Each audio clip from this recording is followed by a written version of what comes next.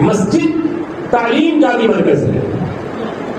دینی تعلیم مسجدوں میں ہونی چاہیے، یا پھر مسجدوں سے متعلق، مسجدوں سے متصل ایسے مکاتب کا نظام ہو جہاں پر دینی تعلیم کا بندوبست کیا جا سکے.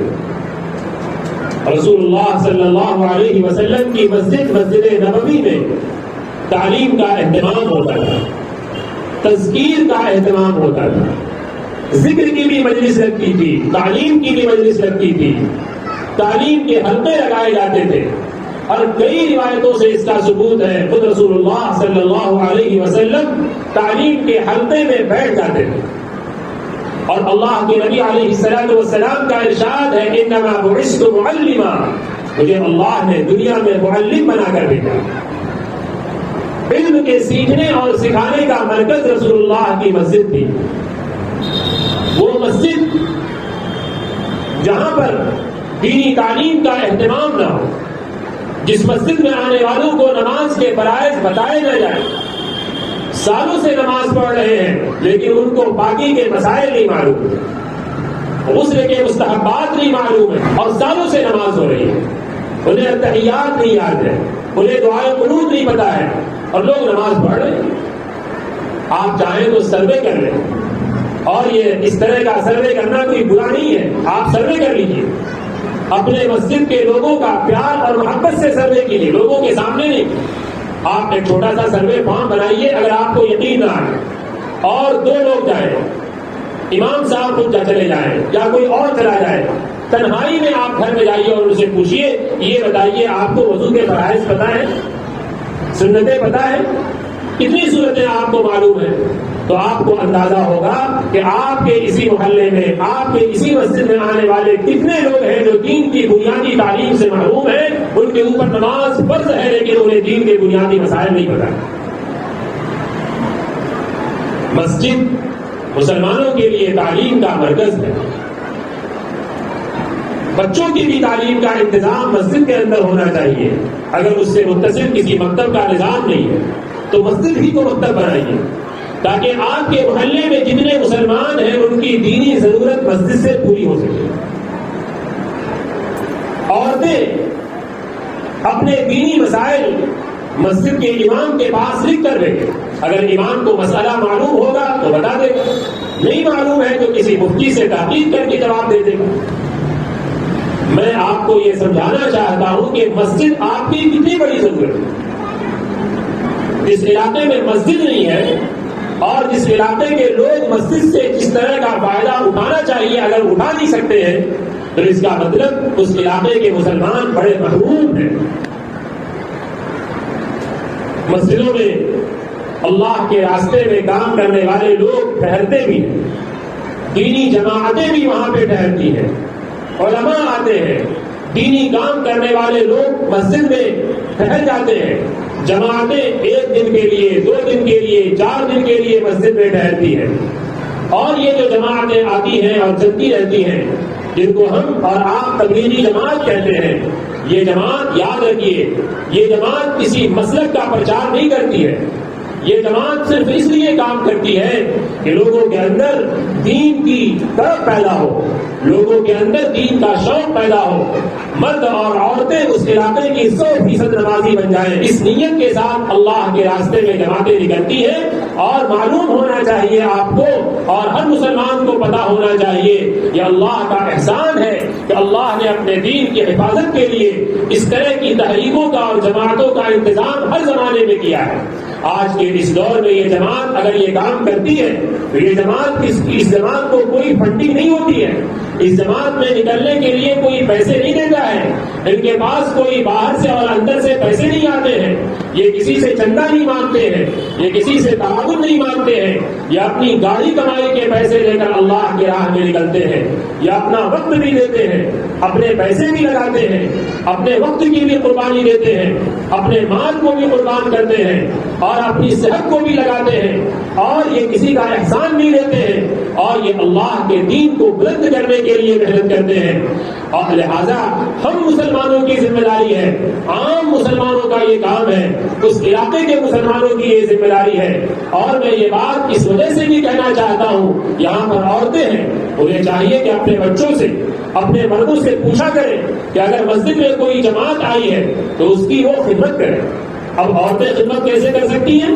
اللہ نے ہر ایک کو جو صلاحیت دی ہے اس صلاحیت کے اعتبار سے کام کر سکتا ہے. مرد ہیں, ان کی ذمہ داری ہے کہ جماعت مسجد میں ہے تو اس کا ساتھ دیں. جماعت کا ساتھ کیا ہے؟ آپ ان کے ساتھ ان کی تعلیم میں بیٹھ جائیں, ان کے ساتھ دینی تعلیم کے لیے گشت کرا دیں, ان کے ساتھ 2-4 قدم چلیں, ان کے بیان میں بیٹھ جائیں. اور عورتیں یہ کام کر سکتی ہیں کہ اپنے مردوں سے پوچھ کر, وہ اللہ کے مہمان ہیں, اللہ کے رسول کی نیابت کا کام کر رہے ہیں, آپ ان کی خدمت اس طرح سے کر سکتی ہیں کہ آپ ان کے لیے چائے کا انتظام کر دیں, ان کے لیے اللہ نے گنجائش دی ہے کھانے کا انتظام کر دیں, ان کے لیے دعوت کا انتظام کر دیں, اور ان کے لیے کوئی اس طرح کی خدمت کر دیں. یہ آپ کے لیے اجر کی بات ہے, بہت بڑی بات ہے کہ آپ کے علاقے میں کوئی جماعت آ رہی ہے, کہیں مہاراشٹر سے آ رہی ہے, کبھی گجرات سے آ رہی ہے, کبھی جو ہے بھوپال سے آ رہی ہے. تو اس طرح کے علاقوں سے لوگ آتے ہیں. آپ اتنا تو ضرور کر سکتی ہیں کہ اپنے علاقے میں آنے والے جو اللہ کے مہمان ہیں ان کے لیے اپنے ہاتھوں سے 2-4 روٹیاں بنا کے بھیج دیں. یہ ایک کام ہے جس سے ہماری مسجدیں آباد ہوں گی اور ہمارا اور آپ کا تعلق مسجد سے ہوگا. میں اصل میں یہ بات سمجھانا چاہتا ہوں کہ ہر مسلمان کا تعلق مسجد سے کیسے ہو سکتا ہے. آپ کے بچے مسجد سے ایسے جڑ سکتے ہیں کہ آپ کے چھوٹے چھوٹے بچے یہ جب بچپن سے مکتب میں جائیں گے اور مسجد میں آئیں گے اور ان کا مزاج مسجد میں آنے جانے کا بنے گا تو پھر وہ اللہ کے گھر سے جڑ جائیں گے, اللہ کے نظام سے جڑ جائیں گے, اللہ کے گھر سے ان کی محبت پیدا ہو جائے گی. اور اللہ کے نبی علیہ السلام نے فرمایا کہ جس کو مسجد میں آنے جانے والا دیکھو اور جس کو دیکھو کہ وہ مسجد میں آ اور جا رہا ہے تو اس کے ایمان کی گواہی دو اور اس کے ایمان کی شہادت پیش کرو. جب یہ بچے بچپن سے مسجد میں آنے جانے والے بنیں گے تو جب یہ بڑے ہوں گے تب بھی مسجد میں آئیں گے اور پھر نماز کی پابندی کریں گے اور نمازوں کا اہتمام کریں گے اور دینی کام میں جو ہے دینی کام میں شوق سے حصہ لینے والے بنیں گے. اور جب کوئی انسان مسجد کے نظام سے جڑ جاتا ہے تو پھر وہ اپنی کمائی میں بھی حلال و حرام کا اہتمام کرتا ہے, حلال کماتا ہے, حرام سے بچتا ہے, پھر دینی مسائل سیکھتا ہے, پھر وہ ایک دوسرے کے حقوق سیکھتا ہے. لیکن ان سب کی جو بنیاد ہے وہ مسجد ہے. لہذا اسی وجہ سے اللہ تبارک و تعالی نے قرآن کریم میں ارشاد فرمایا انما یعمر مساجد اللہ من آمن باللہ والیوم الآخر. مسجدوں کو آباد کرنے والے کون ہیں؟ مسجدوں کو آباد کرنے والے وہ لوگ ہیں جو اللہ پر ایمان لاتے ہیں, آخر دن پر جن کا یقین ہے, واقام الصلاۃ وآت الزکاۃ, اور نماز کو قائم کرتے ہیں اور زکات کی ادائیگی کی فکر کرتے ہیں, وہی لوگ مسجد کو آباد کر سکتے ہیں. اس کا مطلب یہ ہے کہ جو مسجد کو آباد کرتا ہے اس کے اندر یہ ترقی ہوتی ہے, اس کے ایمان میں ترقی ہوتی ہے, اس کے عمل میں ترقی ہوتی ہے, اس کے فکر میں ترقی ہوتی ہے, اس کی اولاد میں برکت ہوتی ہے, اس کے گھروں کے اندر اللہ کی برکتیں اور اللہ کی رحمتیں نازل ہوتی ہیں. اللہ نے فرمایا ولم یخش الا اللہ, اس کے اندر اللہ کے علاوہ پھر کسی کا ڈر نہیں ہوتا ہے. پھر وہ دنیا سے نہیں ڈرتا ہے, پھر وہ لوگوں سے نہیں ڈرتا ہے, پھر وہ حکومتوں سے نہیں ڈرتا ہے, پھر وہ سماج سے نہیں ڈرتا ہے, پھر اسے چھوٹی چھوٹی چیزوں کا ڈر نہیں ہوتا ہے کیونکہ اس کے اندر اللہ کا ڈر پیدا ہو گیا. فعسى اولئک ان یکونوا من المهتدین. اللہ تبارک و تعالی فرماتے ہیں کہ یہی لوگ اللہ کے راستے میں ہدایت پر ہوں.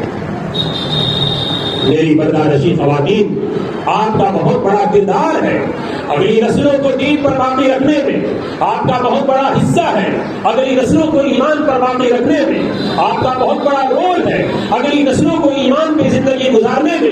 اگر آپ نے طے کر لیا کہ اگلی نسلیں اس ملک میں اپنے ایمان پر باقی رہیں گی اور آنے والی نسلیں ایمان پر مرنے اور مٹنے کی کا جذبہ پیدا کریں تو پھر آپ جو ہے آپ اس کے لیے بہترین قربانی ادا کر سکتی ہے اور آپ اس کے لیے بہترین فریضہ ادا کر سکتی ہے. اگر آپ نے طے کر لیا تو پھر کوئی طاقت نہیں ہے کہ ہماری نسلوں کو کوئی مرتد بنا سکے اور ہمارے بچوں کو کوئی ایمان سے پھیر سکے اور ہماری آنے والی نسلوں کو کوئی ایمان سے منحرف کر سکے.